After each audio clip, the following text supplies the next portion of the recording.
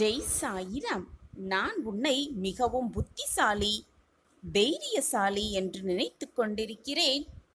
என்னிடம் தினம் தினம் நீ பேசி எனக்காக நெய்வேத்தியத்தை வைத்து என்னுடைய ஆசிர்வாதத்தை பெற்றுக்கொண்டு என் அருகிலேயே நீ எப்பொழுதுமே இருப்பதால் நான் உன் அருகிலேயே இருந்து கொண்டிருப்பதை உன்னால் உணர்ந்து கொள்ள முடிகிறது. உனக்கு எது வந்தாலும், இன்பம் வந்தாலும் துன்பம் வந்தாலும் அதை தைரியமாக ஏற்றுக்கொண்டு, அப்படியே ஏற்றுக்கொண்டு எனக்கு நன்மை செய்கிறாய் என்ற நம்பிக்கையோடு இருக்கும் உன்னை நான் ஆர்வத்தோடு ஆசிர்வாதத்தோடும் எப்பொழுதும் பார்த்து கொண்டே இருக்கிறேன். என்னுடைய பார்வை உன் மீது எப்பொழுதும் இருந்து கொண்டே இருக்கும். ஆனால் நீயோ உன்னுடைய கஷ்டமான சூழ்நிலையால் உன் மனம் வேதனையால் தவித்துக் கொண்டிருப்பதால் என் அப்பாவை என்னால் காணவே முடியவில்லை. கஷ்டங்கள் என் வாழ்க்கையில் சூழ்ந்து இருக்கிறது, வேதனையை மட்டுமே நான் அனுபவித்துக் கொண்டிருக்கிறேன் என்று புலம்பித் தவிக்கிறாய். எதற்குமே கலங்காதே. உன்னை சுற்றி இருப்பவர்கள், உன்னுடைய இரத்த உறவுகள், உனக்கு சொந்தமானவர்கள் உன்னை உதாசீனப்படுத்துவது உதாசீனமே அல்ல. அதை நினைத்து நினைத்து மனவருந்துவதால் எதுவுமே நன்மையாக முடிந்துவிடப் போவதில்லை. செடியாக, சின்னஞ்சிறிய செடியாக இருக்கும் நீ மரமாக, விருட்சமாக வளர்வதே உன்னுடைய நோக்கமாக இருக்க வேண்டும். அந்த நோக்கத்தை உன்னுடைய உரமாக உன் செடிகளுக்கு, உன் வாழ்க்கைக்கு நீ கொடுத்து கொண்டே இருக்க வேண்டும். அதை விட்டுவிட்டு உனக்கு வரும் உதாசீனங்களை நீ அதிகமாக மனதில் இருத்தி கொண்டால் தேவையில்லாத குழப்பம்தான் உன் மனதில் வருமே தவிர நிம்மதி மனதில் வரவே வராது.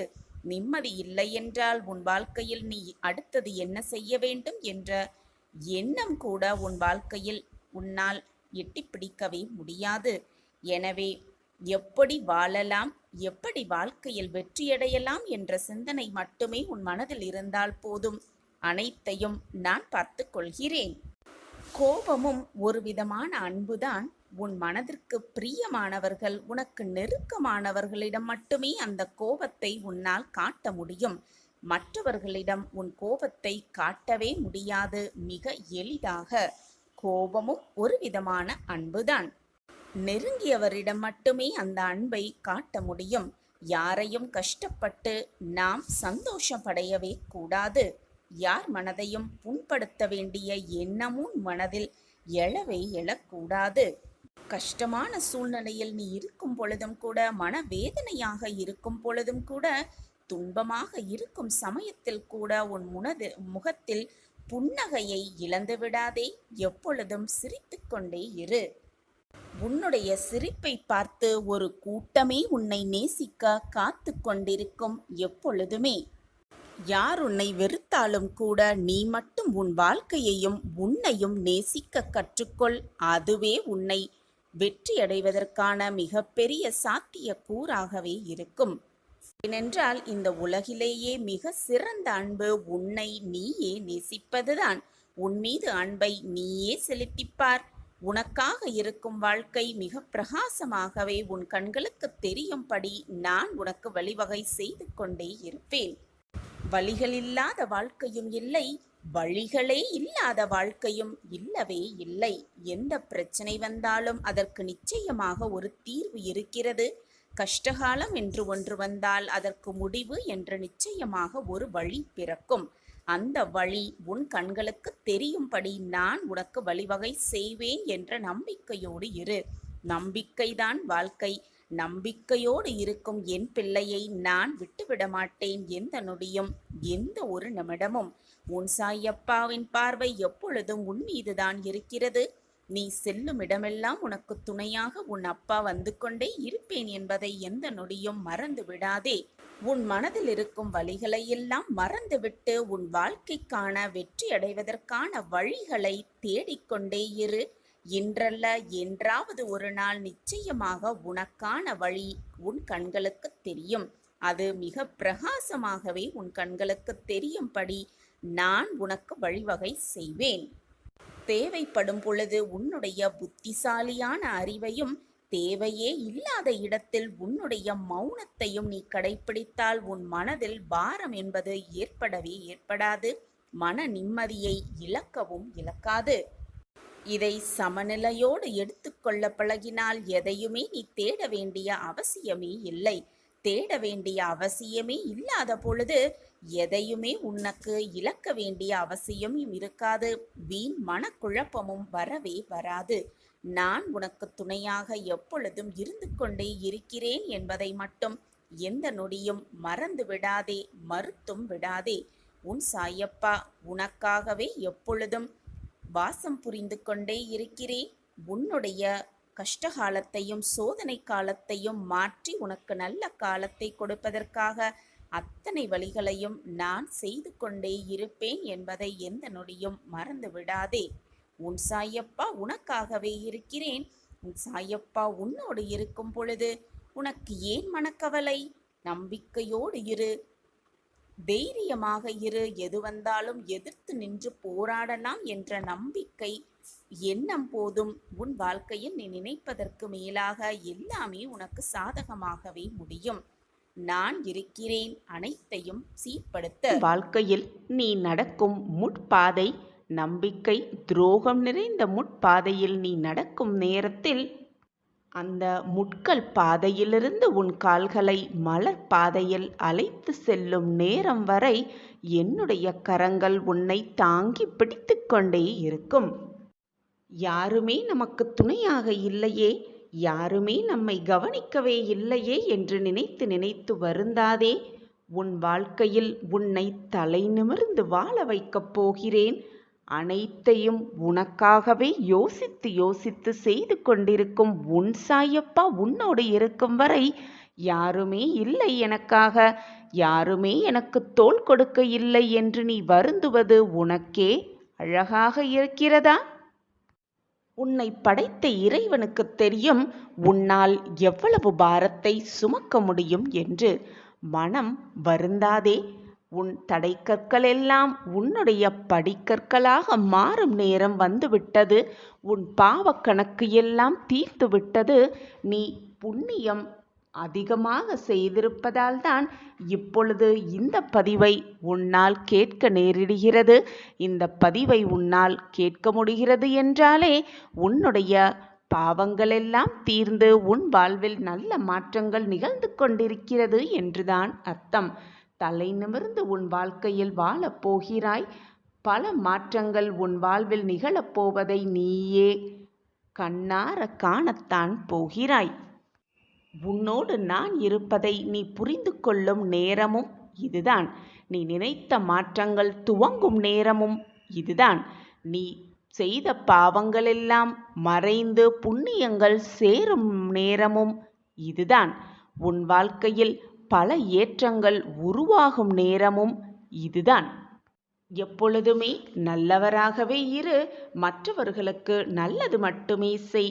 நீ நினைத்ததை விட உன் வாழ்க்கையில் நல்ல மாற்றங்கள் நிகழும்படி நான் செய்வேன்.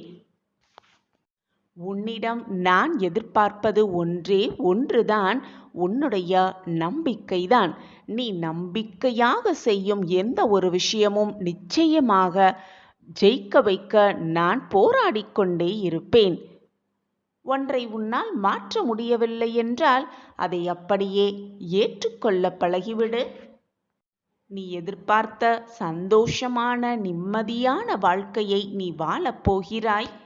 உன்னுடைய உண்மையான அன்பை புரிந்து கொள்ளும் நேரம் நிச்சயமாக வரும். எனவே எதற்கும் உன் மனதை போட்டு குழப்பிக்கொள்ளாதே, வேதனைப்படாதே. மற்றவர்களுக்கு பாவம் செய்ய நினைக்காதே, பாவியாகியே விடாதே.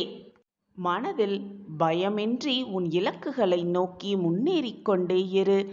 ஓடிக்கொண்டே இரு, போராடிக்கொண்டே இரு. நீ போராடும் நேரத்தில் தடுக்கி விழும் சமயம் வந்தாலும் கூட என் கரங்கள் உன்னை தூக்கிவிடும்.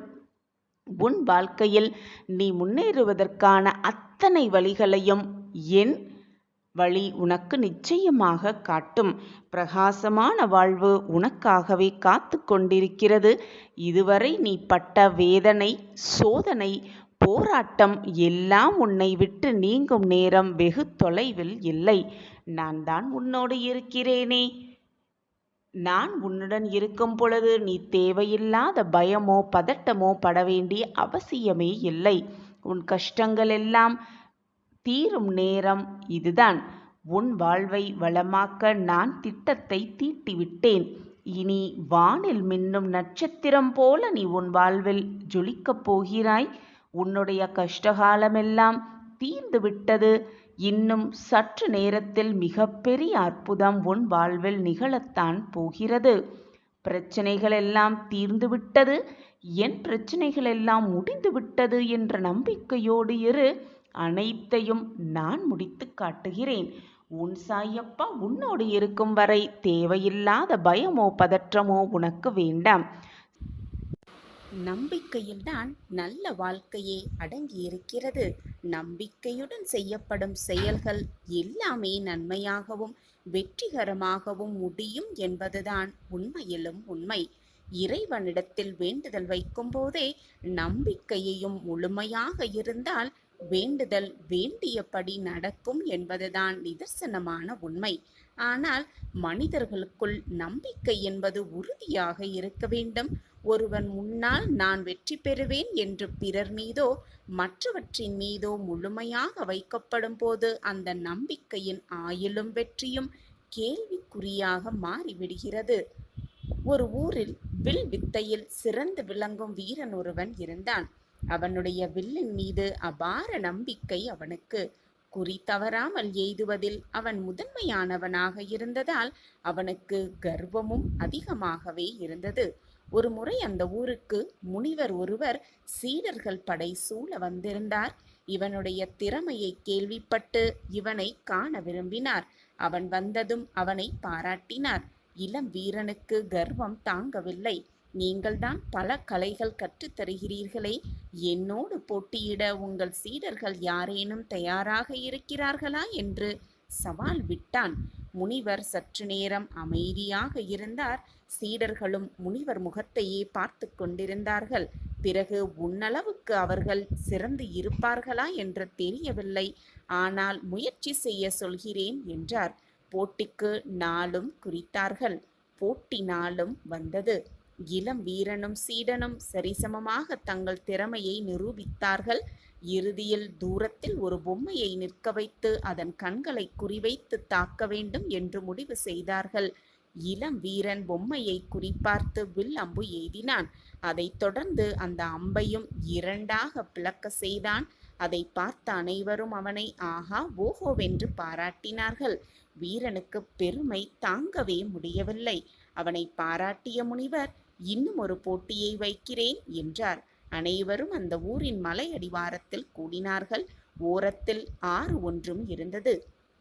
மலையையும் ஆற்றையும் இணைக்கும் வகையில் ஒரு சிறிய கயிற்று பாலம் கட்டப்பட்டிருந்தது.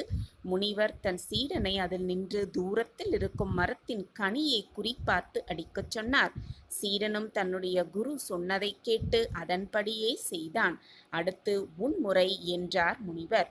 இளம் வீரனிடம் வேகமாக வந்த இளம் வீரன் அந்த கயிற்று பாலத்தில் நின்றான். கீழிருந்த ஆற்று நீரும் எப்போது கயிறு அழுந்து விடுமோ என்ற பயமும் அவனை அச்சுறுத்தியது. அவ்வளவு தூரத்தில் இருக்கும் கனியை குறிவைக்கும் போது கீழே விழுந்து விட்டால் என்னும் பயமே அவனுக்கு உதறலை கொடுத்தது. என்னால் முடியாது என்று வந்தே விட்டான் இளம் வீரன். முனிவர் அவரை தட்டி கொடுத்தார். உன்னால் முடியாது என்று யார் சொன்னது? உனக்கு உன் மீதிருந்த நம்பிக்கையை விட வில்லின் மீதிருந்த நம்பிக்கைதான் அதிகம். அதனால்தான் உன்னால் குறியை சரியாக அடிக்க முடியவில்லை. முதலில் உன் மீது நம்பிக்கை வை, அதுதான் உன்னை ஜெயிக்க வைக்கும் என்றார். இளம் வீரன் உண்மையை உணர்ந்தது போல் அவரிடம் மன்னிப்பு வேண்டினான். அறிவுரை அவனுக்கு மட்டுமல்ல, எல்லோருக்கும் தான். முதலில் நம்மீது நம்பிக்கை வைக்கலாம். நம்பிக்கையே நல்லதை கொடுக்கும். நம்மீது நம்பிக்கை வைத்தால் எதையுமே சாதித்து விடலாம். வெற்றிகரமாக சாதித்தே காட்டலாம். நாம் எப்படி நடக்கிறோம் என்பது முக்கியமல்ல. மெதுவாக மிதந்தாலும் சரி, வேகமாக விரைந்தாலும் சரி, எடுத்து வைக்கும் ஒவ்வொரு காலடியும் தன்னம்பிக்கை என்ற ஒன்றின் மீது முன்னோக்கி இருக்க வேண்டும். அப்பொழுதுதான் வெற்றியை மிக சுலபமாக சந்திக்கலாம்.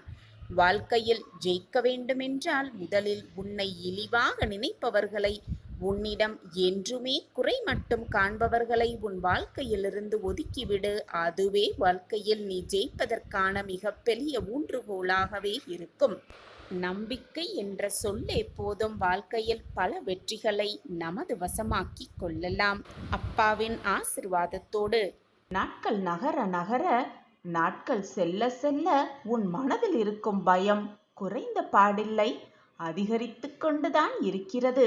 நான் என்னதான் உனக்கு நல்ல வாக்குகளையும் அறிவுரைகளையும் கூறிக்கொண்டே இருந்தாலும், அதை தினமும் நீ கேட்டுக்கொண்டே இருந்தாலும் உன் மனம் மட்டும் ஒரு இடத்தில் இருப்பதே இல்லை. பிரச்சனைகளும் உனக்கான கஷ்டமான சூழ்நிலைகளும் உன்னை சுற்றி சுழலிக் கொண்டிருக்கிறது. அதிலிருந்து வெளியே வர முடியாமல் நிர்கதியாய் நிற்பது போல நிற்கிறாய். நீ என்னிடம் விரும்பி கேட்டது எதுவுமே நடப்பது போல தெரியவே இல்லை. இப்படியே வாழ்க்கை நகர்ந்து கொண்டிருந்தால், இப்படியே நாட்களும் சென்று கொண்டிருந்தால் எதுவுமே முடியாது, எதுவுமே தொடங்கவும் தொடங்காது. வாழ்க்கையே அஸ்தமனமாகிவிடும் என்று பதப்பதப்போடு பயந்து கொண்டிருக்கிறாய். நீ ஒன்றை தவறாக புரிந்து கொண்டிருக்கிறாய். எதுவுமே இதுவரை முடிந்து விடவும் இல்லை. இப்பொழுது உனக்குள் நடக்கும் சூழ்நிலைகளும் சந்தர்ப்பங்களும் உனக்கான போராட்டங்களும் உன்னுடைய முடிவுக்கானவையும் அல்ல. நடப்பது அனைத்துமே உன் வாழ்க்கையில் ஆரம்ப புள்ளிதான். உன் வாழ்க்கை வெற்றி அடைவதற்கான ஆரம்ப புள்ளியாகத்தான் இது இருக்கிறது.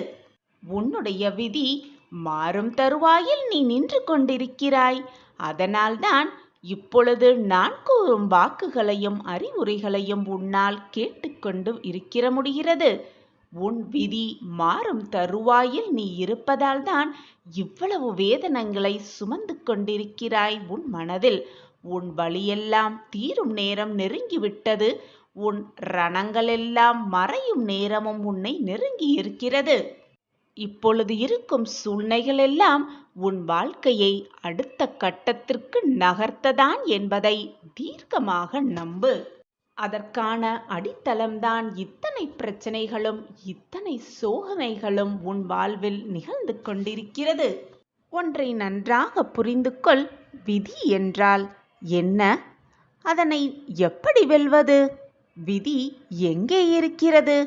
எதை விதைத்தோமோ அதைதான் உன்னால் அறுவடை செய்ய முடியும். உனது விதியை நீயேதான் வகுத்து கொள்கிறாய். எனவே அந்த விதியை பொருட்டு தூற்றுவதற்கும் ஒருவரும் இல்லை, போற்றுவதற்கும் ஒருவரும் இல்லை. உன் விதியை நீயேதானே வகுத்து கொள்கிறாய். காற்று வீசியபடிதான் இருக்கிறது எப்பொழுதும். பாய்மரங்களை விரித்து காற்றை தனக்கு சாதகமாக பயன்படுத்தி கொள்ளும் கப்பல்கள் தங்கள் வழியே முன்னேறி செல்கின்றன. ஆனால் பாய்களை சுருட்டி வைத்துள்ள கப்பல்கள் காற்றை ஏற்று பயன் பெறுவதே இல்லை. இப்படி அந்த பாய்மரங்களை வைத்து தன்னுடைய வேலையை செய்து கொள்ளும் அந்த கப்பல்கள் நினைக்குமா இது காற்றினுடைய குற்றம் என்று? அதனால் நீ வகுத்து கொண்ட விதியின் வழியில் நீ செல்வதால் அதை வெல்வது என்ற பேச்சுக்கே இடமில்லை. ஏனென்றால் அந்த விதியையே நீதானே வகுத்திருக்கிறாய். பின் அதை வெல்வது எப்படி, அதை வீழ்த்துவது எப்படி என்ற பேச்சு நியாயமாகுமா? வெற்றி பெறும் தகுதி இந்த உலகத்தில் உள்ள எல்லோருக்குமே உண்டு. வெற்றிக்கு ஆசைப்படுபவர்கள் தேவையில்லாத விஷயங்களை பற்றி அலட்டிக் கொள்வதில் தன்னுடைய சக்தியை சிதறவிடக்கூடாது. அமைதியுடனும் ஆண்மையுடனும் ஆக்கப்பூர்வமாக பணிகளில் ஈடுபட வேண்டும். அப்படி ஈடுபட்டால் வெற்றியை மிக சுலபமாக அடையலாம். யார் ஒருவர் எதை பெறுவதற்கு தகுதியுடையவராக இருக்கிறாரோ அதை அவர் பெறாமல் தடுத்து நிறுத்துவதற்கு இந்த பிரபஞ்சத்தில் உள்ள எந்த சக்தியாலும் முடியவே முடியாது. இதுதான் உண்மையிலும் உண்மை.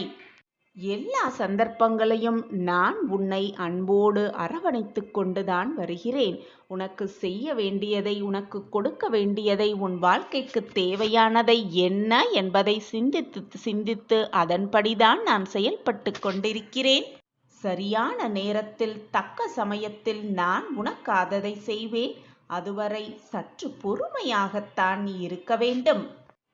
என் மீது நீ முழு நம்பிக்கையாக இருக்கும் பொழுது உனக்கான் என் நியாயத்தை நான் உனக்கு செய்யாமல் விடுவேனா? இதுதான் நீ உன் சாயப்பா மீது வைத்திருக்கும் நம்பிக்கையா?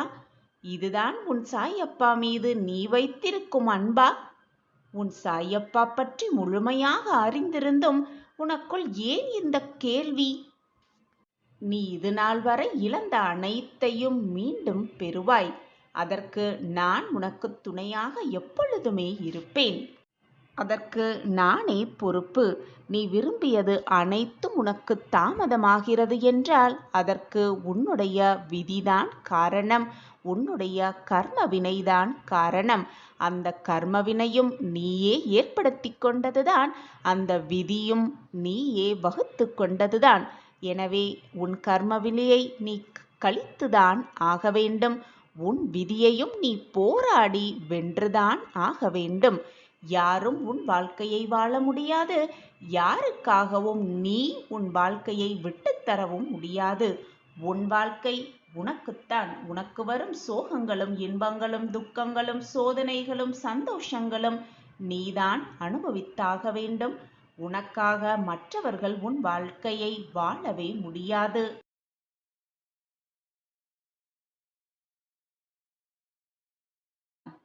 உன்னுடைய காலம் வரும் வரை பொறுத்திரு. உன்னை வேண்டாம் என்று உதறி தள்ளியவர்கள் நீதான் வேண்டும் என்று உன்னை தேடி வரும் வரை பொறுத்திரு. ஊமையாக காத்திரு. உன்னை உதாசீனப்படுத்தினவர்கள் உற்சாகமாக எப்படி இருக்கிறார்கள் என்பதை ரசித்து கொண்டே இரு. உன் காலம் வரும்பொழுது அவர்களுக்கான பதிலை நீயே சொல்லலாம் மிக ஆனந்தமாக. எல்லார் வாழ்க்கையிலும் மாற்றங்கள் நிகழ்ந்து கொண்டேதான் இருக்கும். உன் வாழ்வு மட்டும் அப்படியே போய்விடுமா என்ன? நிச்சயமாக போகாது. அப்படி போகவும் நான் விடமாட்டேன். வீணாக உன் மனதை போட்டு குழப்பிக் கொள்ளாதே. நம் வாழ்க்கை அப்படியே போய்விடுமா என்ற அச்சத்தை முதலில் உன் மனதிலிருந்து தூக்கி எறி. என் பிரியமான கண்மணியான உனக்கு நல்ல மாற்றங்களையும் நல்ல வாழ்வையும் தருவதுதான் என்னுடைய வேலை, முதல் வேலையாகவே இருக்கும். குழந்தையே, உன்னை மிஞ்ச இந்த உலகத்தில் யாருமே இல்லை, ஆளே இல்லை என்ற அளவிற்கு உன்னை உன் வாழ்க்கையில் உயர்த்தப் போகிறேன். உன்னுடைய எதிரிக்கெல்லாம் சொல்லிவை, உணர்த்திவை, உன்னுடன் இருப்பது உன் சாயப்பாவென்று.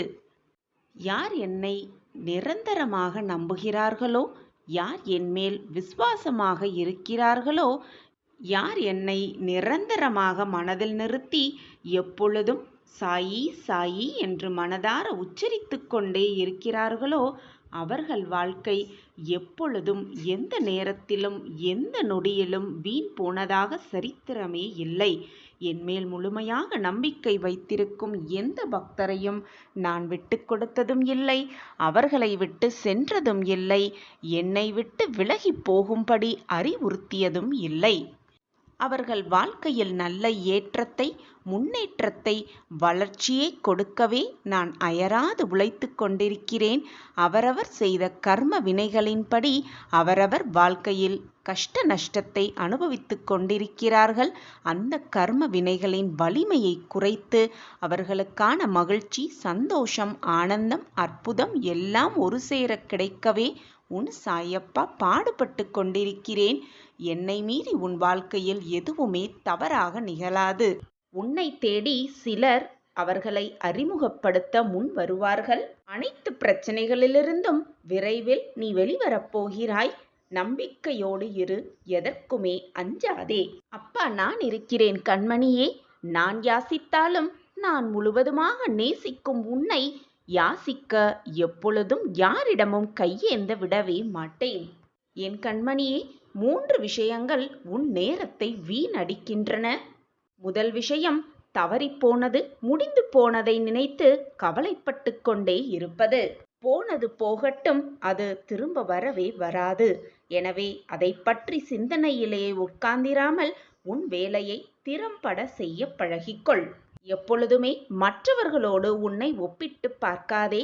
அது ஒரு பொழுதும் பயனளிக்கவே அளிக்காது.